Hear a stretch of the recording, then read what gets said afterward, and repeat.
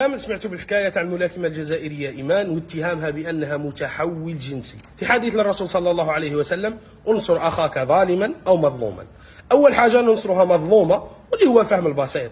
أكيد أن هذه الإنسانة امرأة كيفها كنسة وعادية جدا. هذه المرأة دارت فحوصات ودارت الأمور باش شاركت في الأولمبياد، ماناش نلعبوا. حر جدا كيفاش موضوع تافه كما هذا قدر يوصل يولي تراند عالمي. الصحابة كيسمعوا هذا الحديث قالوا: يا رسول الله، ننصره مظلوما، فكيف ننصره ظالما؟ قال لهم: بأن تردوه عن ظلمه.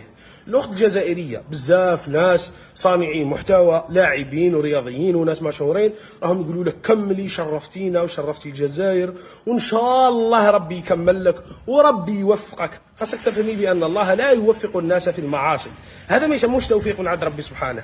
بل أنت كامرأة، الأكيد أنك إذا إنسانة مسلمة تعلمين أن الحجاب فرض، وتعلمين أن ظهورك بهذا المظهر أمام الناس حرام، وأن كل هذه الأشياء أشياء لا ترضي الله سبحانه وتعالى.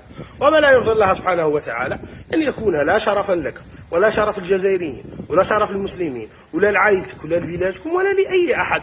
كل هذا هو مدعاة للسخط وليس للرضا.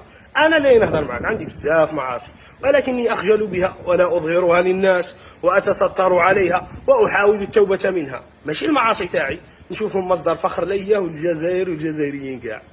الله يهدينا.